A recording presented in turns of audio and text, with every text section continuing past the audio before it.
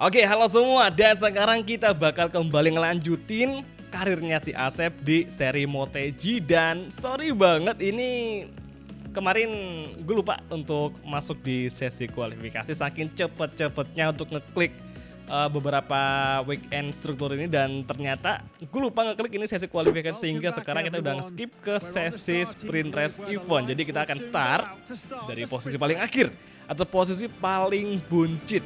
Ibarat kata kita ini jadi juru kunci nih di race kali ini.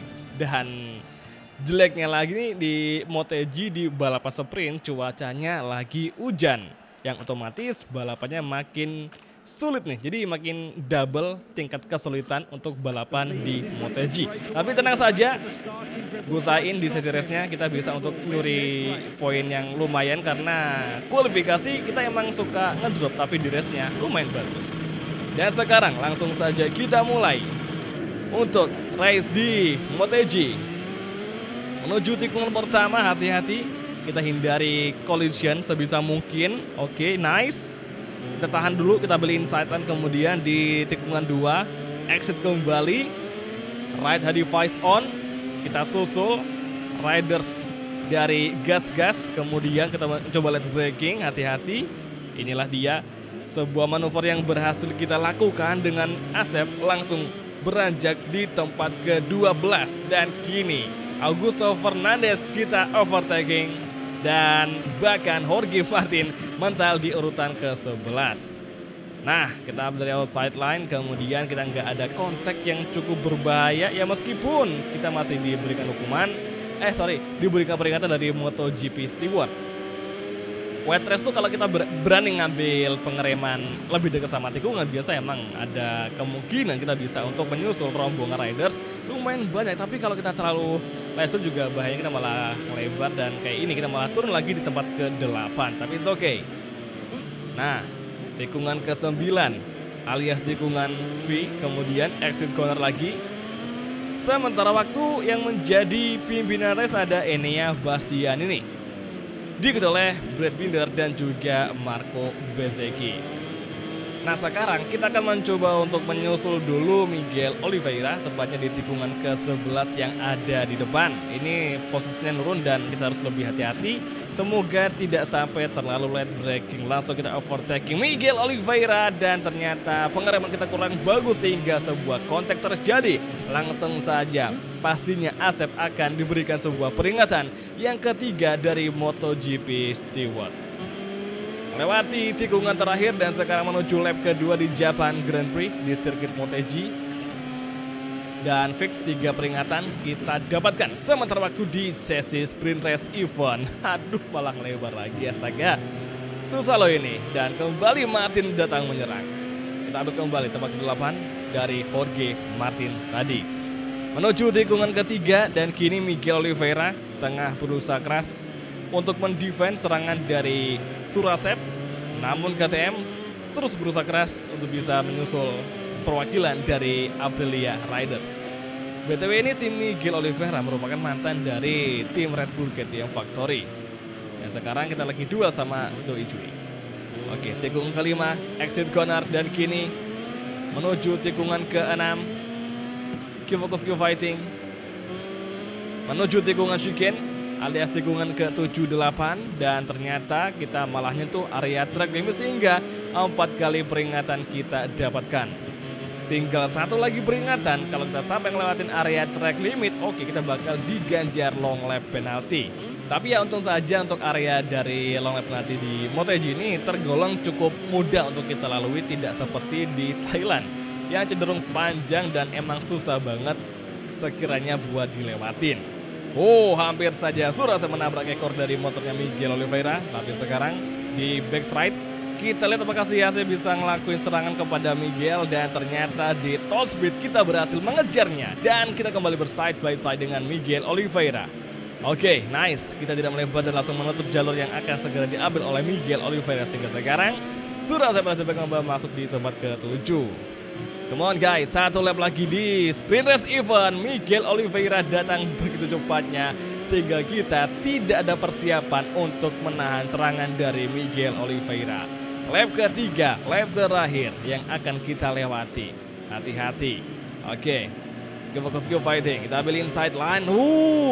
Motor kita bergoyang-goyang. Depan belakang semuanya tergelincir saking licinnya curah hujan atau lintasan di MotoGP ini. Dan Miguel Oliveira masih mendefend. Oh my god, kuat sekali defense dari Miguel Oliveira. Tenang saja, dari sisi luar kita masuk dan dari sisi dalam Bisaka mencoba street dream dan kita ambil alih tempat ke-7. Disinilah dia momentum yang akan kita manfaatkan dan Miguel masih mendefense. Luar biasa, wakil dari Trackhouse Racing ini sangat kuat sekali. Kemudian di bawah tanah menuju high speed corner, Miguel Oliveira masih terus berusaha keras untuk menahan laju kita. Namun di sini ternyata aksi pertahanan dari Miguel Oliveira gagal dan Asep berhasil memenangkan battle di balapan kali ini. Sementara waktu di sektor ketiga tersisa satu sektor lagi alias sektor keempat yang harus kita tempuh untuk lap terakhir di MotoGP Japan Grand Prix. Let's go guys, menuju tikungan ke 10.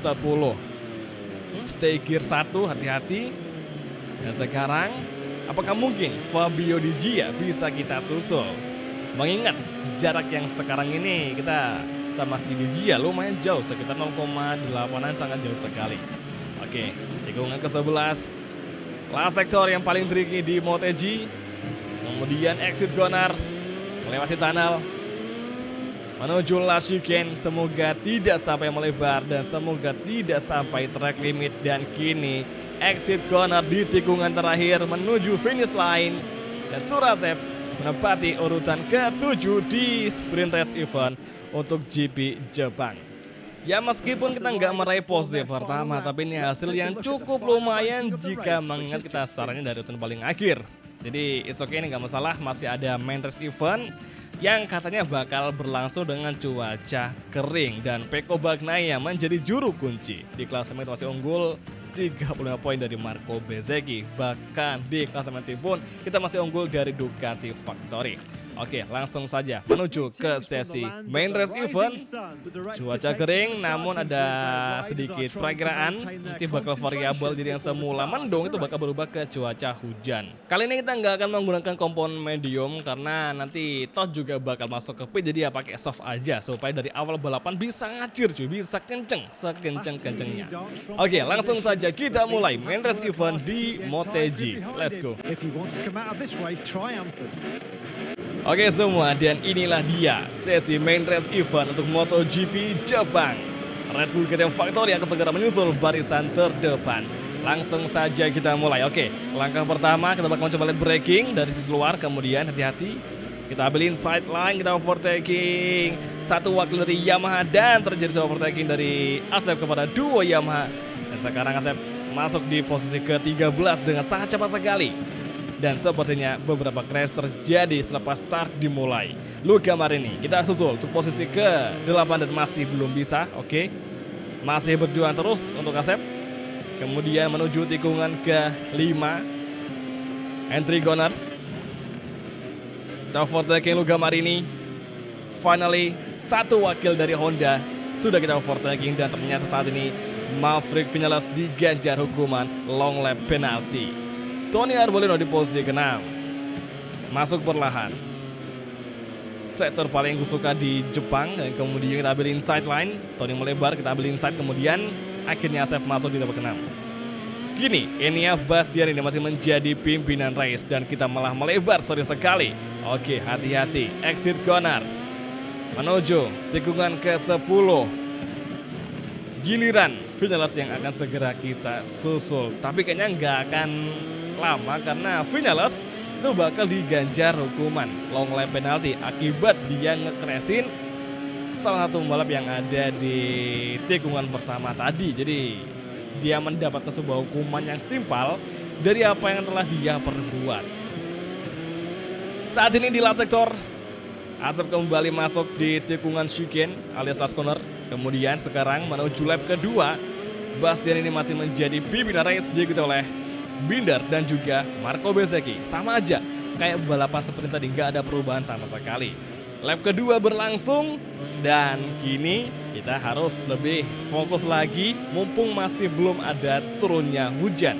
Dan di sinilah kita akan melihat seorang Vinales memasuki area long lap penalti dan terjadi RSGP masuk ke jalur penalti untuk menebus sebuah kesalahan yang telah ia perbuat. Dan kini saatnya kita fokus untuk Pedro Acosta perebutan posisi keempat. Luar biasanya kita udah masuk di posisi kelima. Buat yang tanya kemarin, kita masih main di Adaptive AI. Entah kenapa di seri Jepang ini atau mungkin di seri sebelumnya kita lebih kencang daripada yang lainnya. Gue nggak tahu, mungkin AI-nya kurang ngebaca aja pergerakan kita. Tapi sekarang ini jelas kita bakal fokus untuk menyusul Acosta demi posisi keempat untuk MotoGP Jepang.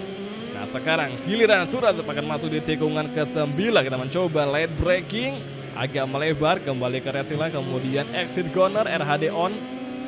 Masih terus berusaha keras untuk menyusul Acosta, kemudian di tikungan ke-11 sebelum masuknya, kemudian backstride. Oke, inilah dia saat yang kita tunggu akan segera terjadi, di mana sebuah usaha dari Red Bull KTM untuk mengalahkan tim satelitnya yakni Gas-Gas.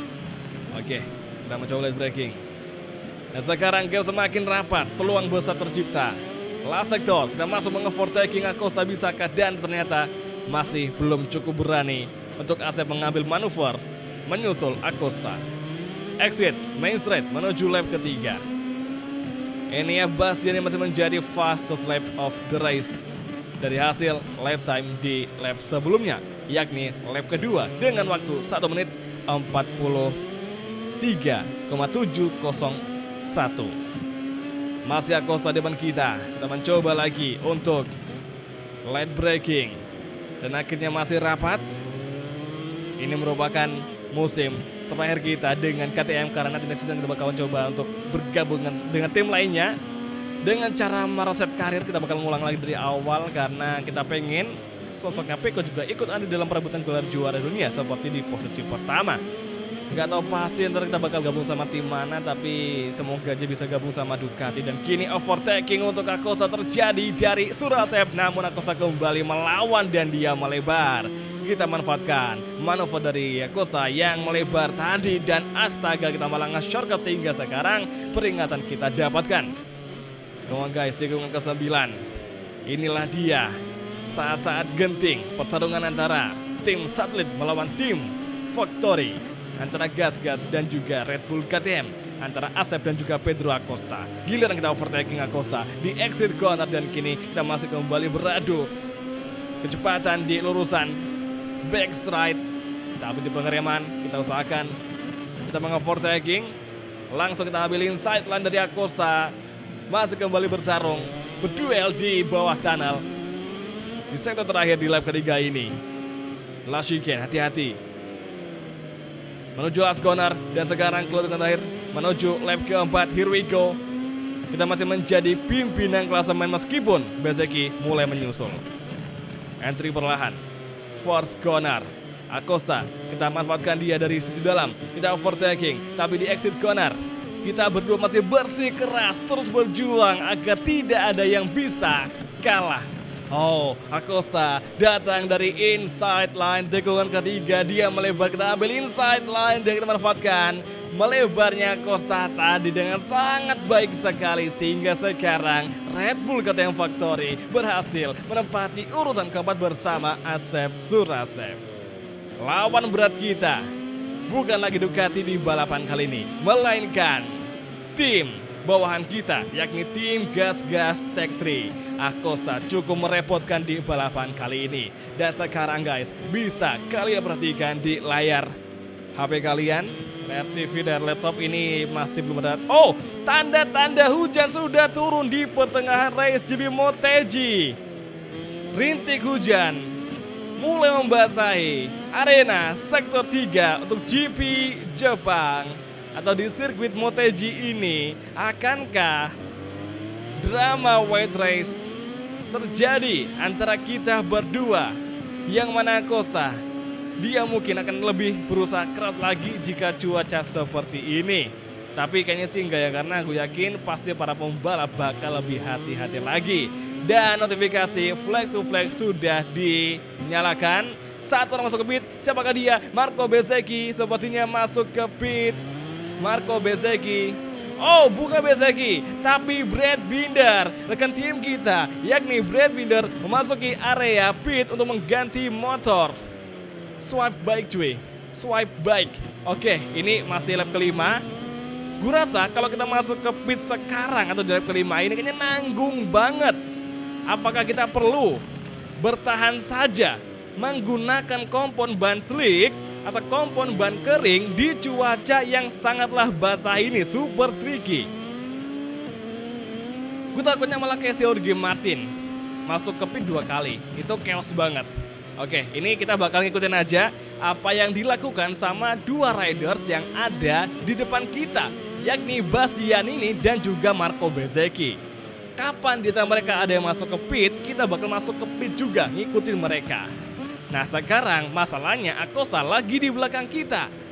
Dia masih terus berusaha menempel laju dari Asep Surasep. Dan sekarang ini jujur, feel yang gue rasakan di lintasan itu susah banget buat nge-braking. Bener-bener licin sekali. Kita bakal rawan melebar jika maksa pakai kompon ban slick. Tapi kalau pakai ban basah atau mengganti motor di lap kelima ini, gue rasa malah nggak worth it, karena kapan kita nanti keluar pit otomatis kita bakal udah masuk ke lap terakhir alias lap ke-6 dan udah nggak ada waktu buat nyusul para pembalap yang mengovertake kita atau mengundercut kita. Oke, kayaknya gue punya strategi untuk terus saja balapan hingga nanti di lap terakhir. Tapi dengan kita bakal ngeliat dulu apa yang akan dilakuin sama Enea dan juga Marco Bezzecchi. Nah ini seru sekali, seru tapi tegang banget. Hati-hati guys, come on, last chicane, last sector. Inilah dia lap terakhir dan ternyata 2 riders paling depan tidak ada yang masuk ke pit sama sekali. Yang berarti 4 riders akan terus balapan dengan kondisi ban kering di cuaca yang sudah sangatlah basah sekali. Oh my god, semoga tidak melebar. Kita pun gak bisa serba kayak biasanya.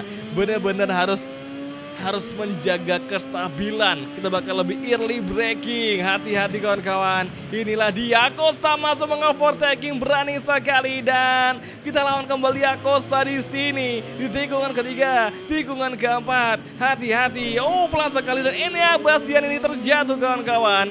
Rasanya terjatuh. Namun ini masih kembali berlanjut balapan dan kini Acosta mengovertake kita lagi. Hati-hati. Oke, tikungan kelima collision terjadi. Sorry sekali. Akankah Surasep diberi sebuah peringatan? Sepertinya iya. Kita tunggu saja. Oh, Acosta melebar. Dia hampir melewati pasir dan kita overtaking Acosta di sini, bisakah? Dan masih belum bisa. Oh, malah nyaku doang. Acosta dorong kita. Oh, no. Oke, hampir saja kita crash dan untung masih bisa selamat dan Acosta melebar. Here we go. Come on guys. 2 sektor lagi di MotoGP Motegi. Kita malah ngelebar. Semoga gak crash. Oke, stabil, aman. Namun Acosta kembali melawan. Oh, Acosta udah mulai tergelincir. Inilah dia momentum yang sangat-sangat kita nantikan, namun sangat tegang sekali. Come on guys, tikungan ke-10 konten terjadi. Oh, kita ambil keluar lintasan saat ini di backstride. Last sektor, Acosta kita tinggalkan. Dan kini momentum untuk Surasep akan segera tiba. Podium 3 akan segera kita dapatkan di MotoGP Jepang. Namun sekarang kita perlu lebih hati-hati, lebih was-was. Tinggal 1 sektor lagi tapi tikungannya super tricky. Menurun, kemudian tikungan chicane. Dan inilah dia sektor terakhir. Kita pelan sekali. Bastianini meraih kemenangan. Bezzecchi kedua dan podium 3 berhasil. Kita dapatkan tipis sekali dengan area pasir. Oke, come on guys, menuju finish line dan akhirnya Surasep berhasil melewati balapan paling drama ini di MotoGP karir musim ini. Fix, ini menjadi balapan paling krusial banget di MotoGP karir kita untuk musim ini. Bayangin cuy, kita bertahan di kala cuaca udah basah, udah hujan parah, terus kita udah basah banget. Kita maksa pakai kompon ban slick alias ban kering, alias ban botak yang gak ada celah untuk ngegrip sama sekali. Tapi kok ya kita masih bisa diberi keselamatan dan bisa finish di zona podium. Padahal kita udah ngelebar berkali-kali, udah masuk ke area gravel, bahkan sempat battle dengan Acosta. Di cuaca seperti ini kok ya kita masih bisa diberi podium. Brad Binder yang seharusnya dia menempati podium 3, namun karena dia maksa masuk ke pit tadi ya, karena posisinya lagi hujan juga, dia mengganti ban basah, dia gagal ngedapetin podium dan dia hanya bisa finish di urutan ke-5 saja. Dan Pecco Bagnaia lagi-lagi menjadi juru kunci di MotoGP Motegi. Oke, pokoknya fix ya, next season kita bakal ngeriset ulang karir kita dan semua bakal kembali ke posisi semula. Ada Pecco Ducati dan pastinya semua bakal kembali ke posisi semula. Gue sih pengennya gabung sama Ducati Gresini, tapi ya namanya sistem di MotoGP 24 itu agak unik dan kita nggak terlalu bisa ngarep untuk gabung ke Ducati Gresini, apalagi setandem sama Marc Marquez. Intinya next season kita bakal coba untuk sebisa mungkin ngerubah semuanya dan semoga aja persaingan kembali seperti persaingan di MotoGP yang asli, Pecco, Martin, dan Marc Marquez. Di klasemen kita masih unggul dari Marco Bezzecchi dengan unggul 31 poin. Klasemen tim kita masih aman di posisi pertama dengan unggul 7 poin dari Ducati Lenovo Team untuk kita berikan. Dan ya besok pokoknya balapan di Phillip Island, kita bakal lebih berusaha keras lagi agar bisa meraih posisi pertama dan bisa untuk segera mengunci titel juara dunia musim ini bersama Red Bull KTM Factory. Jadi oke semua, terima kasih nonton dan sampai ketemu lagi di video MotoGP Kadir untuk episode selanjutnya. Oke, thank you, bye, dan ciao guys, sampai jumpa. But with opponents like that, there was really little that could be done today.